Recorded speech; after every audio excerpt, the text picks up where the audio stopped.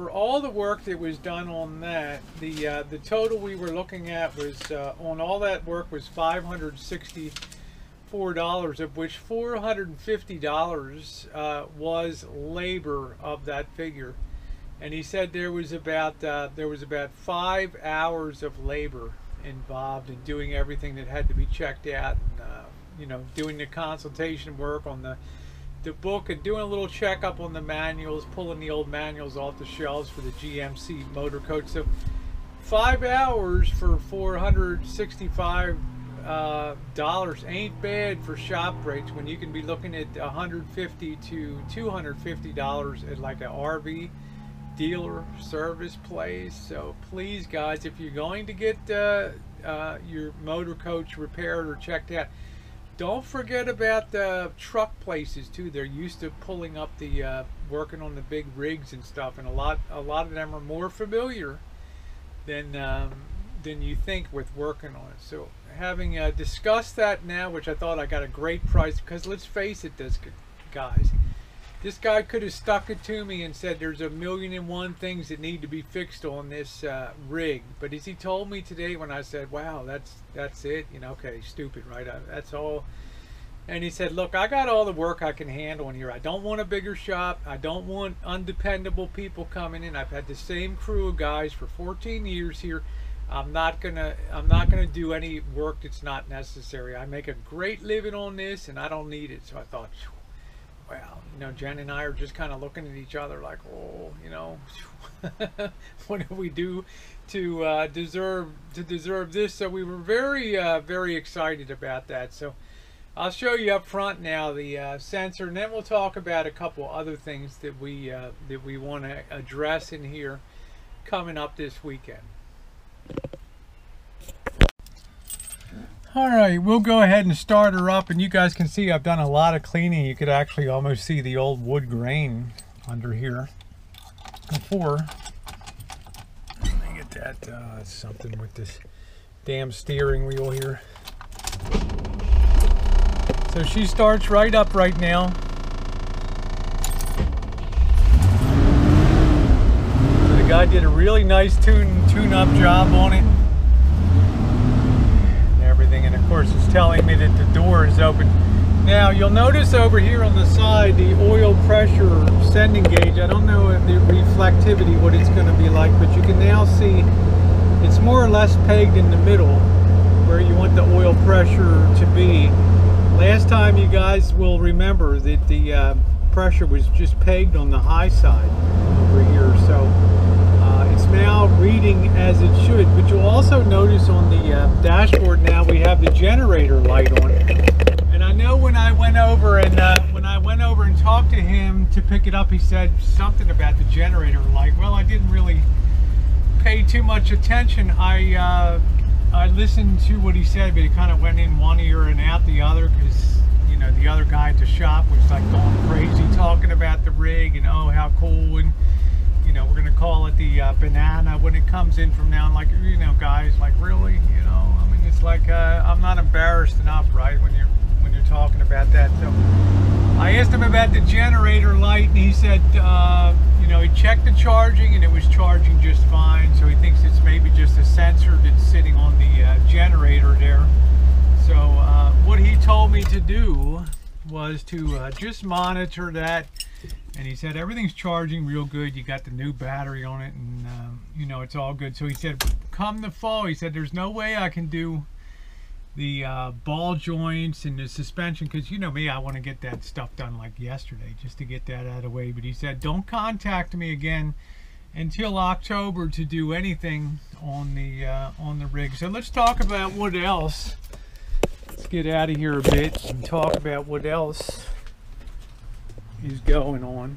And I want to continue to air it out. These I hate these things. You know, riding home, one of these dumbass things fell down. I hate that this guy put the old picture frames. It just makes the place look so much smaller. So I want to see if we can get a better, like, original way that they did these windows so that the shades work better. Got to order one cover, a couple covers up here too. I'm going to continue to let the place air out. We still have the case of a few floppy doors that, you know, they're a little bit wobbly on there that need to be done. I don't know if the fridge is still stinky, kind of stinky inside. So that's, some people suggested the vinegar wipe down. Back here, we're gonna put the cushion back in. I've now opened the windows to let this continue to air out, and as you guys know, back here I cleaned to within an inch of its life. These are the really nice original style, you know, material. I don't even know if these are original, to tell you the truth, now that I'm looking at it. Looks like this half-assed way of putting these windows up. So this, you know, eventually I'm going to address that, but it's not super critical right now. So what I want to do on the weekend, I want to buy a house battery, and I want to buy the generator battery. Yeah, monitoring the systems, the LP gas. We got the holding tanks and all that, but I've got to try to get this this generator working. So I'm going to have to remove this switch and do some continuity checking, and I'm going to need to look at that schematic a bit to see what we got going on with that. So, you know, that's what we're going to be doing this this weekend. So let me turn that, can monitor or turn that off. So I still have so much to learn. I really haven't had this much time to have the rig. Here, some people ask me, how's the washing machine, dishwasher working? I haven't really had cause to do that yet. So what I want to do this weekend, like I said, is do the generator, get the other side there, understand the schematic about the wiring in there, and it should be pretty straightforward. You know, I don't want to be like Jerry Garcia and use a doggone corkscrew every time I want to start the generator, right, on the rig. And then I'm going to come around. As you guys know, I put a new fill cap, had to drill out the old water tank cap, and a lot of people use a locking cap because it's drinking water. So some dope doesn't pour a gallon of bleach in there and you drink that and die. So it's not a bad idea to have that locking cap on it. So I had to drill that out and put a new locking cap. But we've not done anything to check the water system on board when we're using the 30-gallon water tank. So we're going to want to fill that out, flush it, fill it up, flush it out, do a little bit of bleach, a capful or so, and then run that through real good and get that sanitized. Make sure the onboard pump is going to pressurize the system and then hold that pressure steady. So you don't want to hear that damn pump running all the time. The other thing that I'm eventually going to have to change out that transformer in there for the 110 to you know, to take the 12-volt step-down transformer, old Buzzy in there when you plug it in and all that. Well, you know, according to some people, it's very easy to find a transformer that will be the buzzless kind on there. Just as a closing note, guys, and that'll keep me pretty busy this weekend. I don't know how successful we'll be, but we'll give it a go. I had to laugh when I went to pick up the rig. He said, "What are you thinking about a name for it?" And I said, "I don't know." He said, "Well, this is what our shop called it." And you can see the tag that the shop made up for it. So I thought, this is a guy that's totally independent here that settled on that picked the name Twinkie for the rig. Well, that's kind of funny, guys, but that's the update.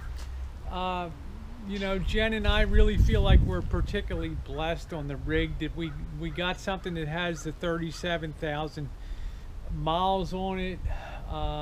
You know, that's pretty doggone good. Now, I did put 30 gallons of gas in today, so we were pretty much topped up when we left Lodi. We went about 120 miles from Lodi to here. We did about 20 miles each way out to the ocean before. So you're 40 plus 100, you're at 160, and then our various mileage around town, cruising around and stuff like that. We were probably 180 miles for about 30 gallons. So you're looking at about 6 miles to the gallon here, which isn't the worst thing in the world. I'm sure once you get up to, if you got up to highway speed and you maintain you might be able to push that up to about the 8 miles to the gallon. So, all right, guys, thanks so much for watching the update. Stay tuned. Always more good stuff to come. And yeah, thanks for being here for the rig update. Gets back from its safety check.